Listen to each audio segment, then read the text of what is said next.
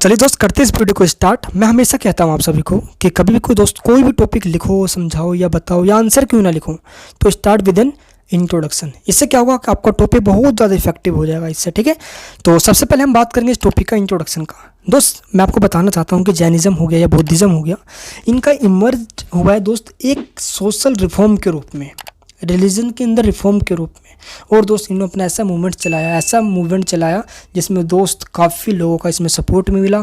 और ये पूरी जो बात है दोस्त वो है कब, लेटर वैदिक पीरियड। कब, वैदिक पीरियड के बाद वाले काल में। लेकिन ये वैदिक पीरियड क्या होता है मैं आपको बताना चाहता हूँ कि दोस्त वैदिक पीरियड उस पीरियड को कब कहा जाता है जब शासन वेदों के अनुसार चलाए जाते हैं। अब हमारे पास दोस्तों वेद मतलब होता है वो ग्रंथ, धार्मिक ग्रंथ, कोई भी एक रिलीजियस है ना ग्रंथ वगैरह। अब ऐसे ग्रंथ हमारे पास 4 हैं। कौन कौन से? ऋग्वेद, यजुर्वेद, सामवेद, अथर्ववेद। ये चारों ग्रंथ हैं हमारे। इसी के अकॉर्डिंग हमारी सोसाइटी रूल्स चलती थी और इसी को फॉलो करती थी। वो इसी को दोस्त हम वैदिक पीरियड कहते थे। बट आफ्टर वैदिक पीरियड की हम बात करें तो दोस्त 6th सेंचुरी बिफोर क्राइस्ट में आ जाते हैं हम।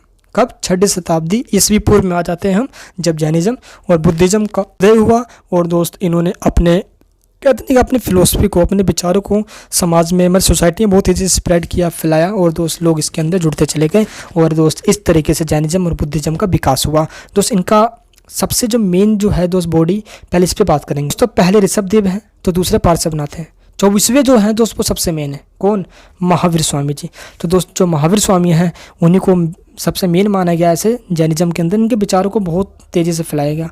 एंड दोस्त बुद्धिज्म में भाई सिर्फ और सिर्फ महात्मा बुद्ध, जिनके विचारों को लोगों ने पसंद किया और दोस्त इसके अंदर जुड़े और इन्होंने अपने सिद्धांतों से लोगों को अफेक्टेड भी किया, जो कि हम इस वीडियो में जानेंगे।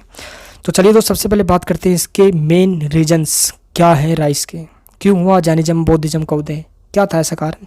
तो दोस्त सबसे पहले हम बात करेंगे सोशल कोजेस के। हमेशा ट्राई टू अंडरस्टैंड एंड दोस्तों try to write within point, है ना, ताकि आप टीचर समझ भी पाए। सबसे पहले हम बात करेंगे सोशल कोजेस की।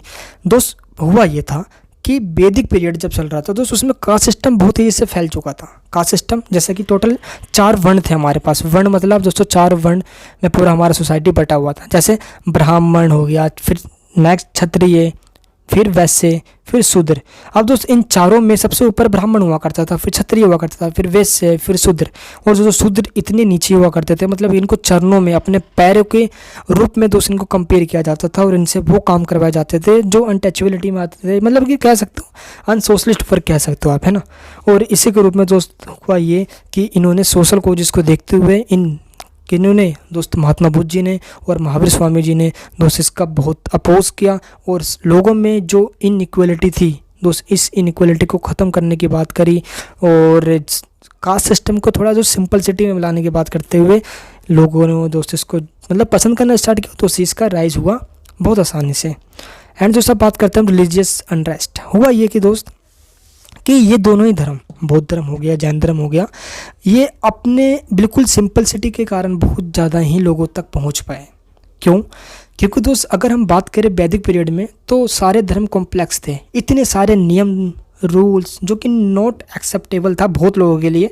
मैं अगर सिंपल बताऊं आपको तो लोगों को सैक्रिफाइस करना पड़ता था। कैसे? जैसे कि मान लो ब्राह्मण ने कह दिया लोगों से कि तुम ये करोगे, और ब्राह्मण ये कहते थे कि जो हम कह रहे हैं वो विधाता, वो देवता, वो भगवान कह रहा है, वो गॉड कह रहे हैं, इसलिए आपको ये करना ही पड़ेगा। और दोस्त लोगों को इस तरीके से क्या कहा जाता था, ब्लाइंड फेथ, यानी कि दोस्त लोगों को अपने बातों में कंफ्यूज करके क्या करते थे, ये दोस्त उनसे डोनेशन लेते थे, बहुत ज़्यादा उन पर दोस्तों जुल्म, क्या मतलब एक्सप्लॉयटेशन करते थे। और दोस्त लोगों ने एंड में जाके इसका अपोज किया और बौद्ध धर्म और जैन धर्म को अपनाया उनकी सिंपलिसिटी के कारण।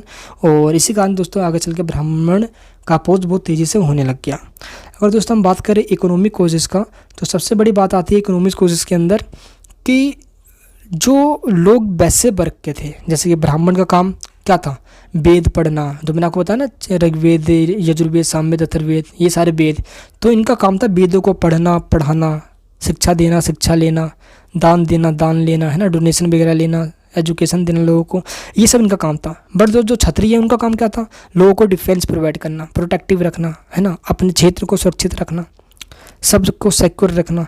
बट जो वैसे वर्ग के लोग हैं भाई, इनका काम क्या था, ट्रेड करना।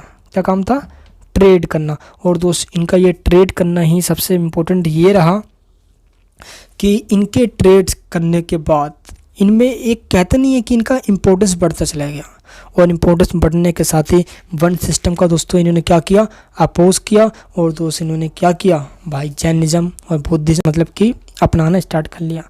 और दोस्त इवन काफ़ी सारे लोगों ने जैनिज्म को अपनाया जो वैश्य वर्ग से संबंधित थे, बट दोस्त जो शूद्र वगैरह थे उन्होंने आगे चल के बुद्धिज्म को अपनाना स्टार्ट कर लिया था, क्योंकि इनइक्वलिटी की बात करते हैं बुद्ध और जैन धर्म वाले, है ना, यह बात है।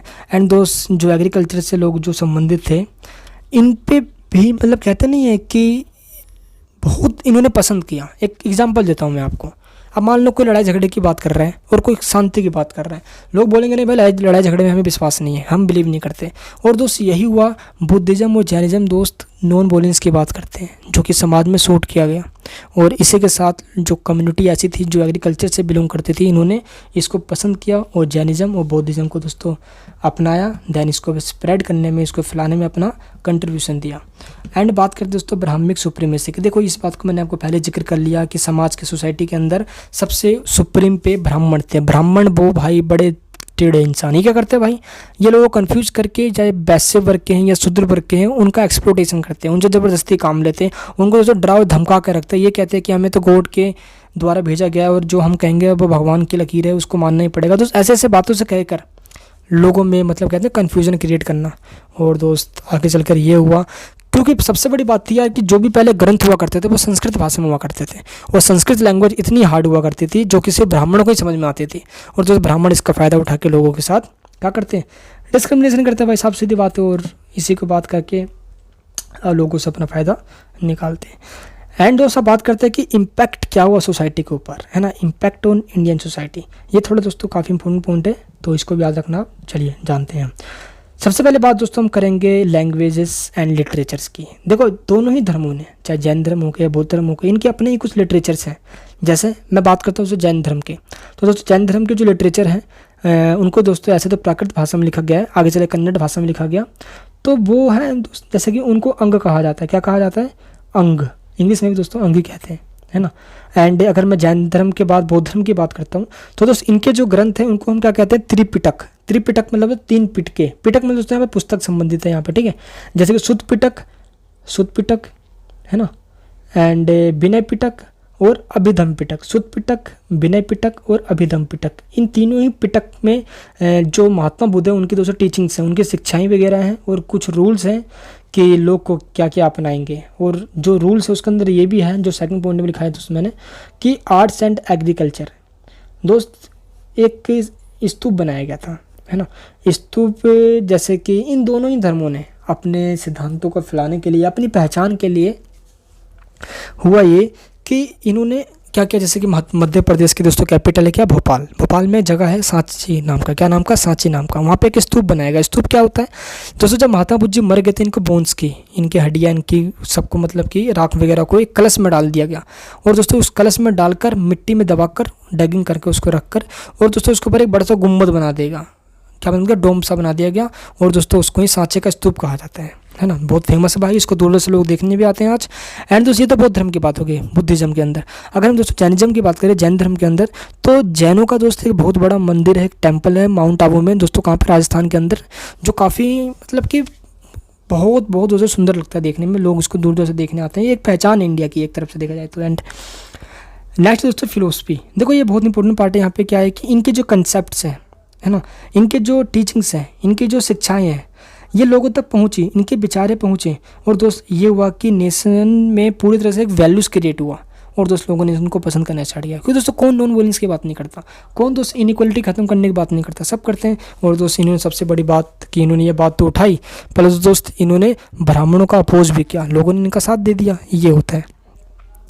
नेक्स्ट दोस्त पॉलिटिकल प्रोग्रेस। देखो मैंने आपको भी बताया था कि इन्होंने क्या, बौद्ध धर्म ने दोस्त एक सभा बना रखा था, जैसे लोग जो बौद्ध धर्म को अपनाएंगे उसके लिए एक सभा और समिति होगी। दोस्तों अभी मैंने को बताया था ना कि त्रिपिटक, विनय पिटक, अभिधम पिटक, है ना, जैसे तो अभिधम पिटक वगैरह है, इनके अंदर दोस्तों रूल लिख दिए गए कि सभा और समिति में कौन कौन शामिल होंगे, उनकी एज दोस्तों जैसे कि 18 एज होनी चाहिए, महिलाएं भी शामिल हो सकती है। तो ऐसे रूल्स उसमें बता दिए गए ताकि पॉलिटिकल रूप से हम अपने जैसे कि अपने विचारों को, अपने फिलोसफी को क्या कर सके, स्प्रेड कर सके, ताकि लोग इसको अपनाएं, इसको अडॉप्ट करें, किसको, धर्मों को, बौद्ध धर्म या जैन धर्म। बट दोस्तों यहाँ पे बात कर रहा हूँ मैं, बौद्ध धर्म ने कुछ ज़्यादा ही मतलब कि फैलाने में अपना योगदान दिया और दूसरी अदर कंट्री में भी पहुँच पाया। एंड दोस्तों बात करते हैं सिंपल रिलीजन। देखो मैंने आपको पहले बता दिया, इनकी सिंपलिसिटी इतनी थी कि लोगों ने इसको सब पसंद किया। वैदिक पीरियड के बाद एक ऐसा रिलीजन मात्र इनका राइज होना था और लोगों ने समझा कि नहीं यार, बौद्ध धर्म और जैन धर्म ऐसे धर्म है जो मतलब कहते हैं ग्राउंड लेवल पे लोगों ने दोस्तों इनको पसंद करना स्टार्ट किया। एंड सब बात करते हैं अपोजिशन टू कास्ट सिस्टम। मैंने आपको पहले बताया दोस्त, टोटली रूप से ये कास्ट सिस्टम का अपोज करते थे। ये कहते हैं दोस्तों, ये कास्ट सिस्टम कॉम्प्लेक्सिटी है ना इतनी ज़्यादा ये कास्ट सिस्टम के अंदर, जिसने मानव को झगड़ा हुआ है, ह्यूमन बींग्स को झगड़ा हुआ है और दोस्तों सोसाइटी के अंदर उनके इंपॉर्टेंस को रिड्यूस करा जा रहा है, इसलिए इसको ख़त्म करना बहुत ज़रूरी है। एंड दोस्त अब नेक्स्ट पॉइंट आता है हमारा क्या, कंक्लूजन का। भाई कंक्लूजन का पॉइंट बहुत इंपॉर्टेंट है। लास्ट में आपको ये हर क्वेश्चन के अंदर कंक्लूजन जरूर देना है, हमेशा देना है। कंक्लूजन मतलब तो बिल्कुल निचोड़, क्या सीखा आपने पूरे क्वेश्चन से। सबसे पहले बात दोस्तों, जैनिज्म या बौद्धिज्म जो भी हमने दो धर्म पढ़ा, ये दोनों ही दोस्तों सोसाइटी के लिए सूट करता है। लोगों ने इसको पसंद किया, इनकी फिलोसफी को माना, इनके दोस्तों आर्किटेक्चर को मतलब कि इंपॉर्टेंस दिया। इवन दोस्त मैं आपको बताना चाहता हूँ, भोपाल की दोस्त बेगम जो रानी हुआ करती थी, उसने उस सांचे के स्तूप को बनाने में दोस्तों, उसको रेनोवेट करने में काफ़ी अपना कंट्रीब्यूट किया। जैसे फ्रांस का दोस्त एक नागरिक था, वो यहाँ पे आया था एक बार भोपाल के अंदर, उसको पसंद आ गया था, तो उसको वो लेकर जाना चाहता था सांचे के स्तूप को, तो दोस्त बेगम ने बचा लिया उनको दोस्तों, एक ये टेम्प्रेरी सा बना के दे दिया, टेराकोटा वगैरह का, प्लास्टर का। और दोस्त उन्होंने जो असली का जो है सांचे का स्तूप जो बना हुआ है मतलब कि ओरिजिनल, उसको बचाए रखा।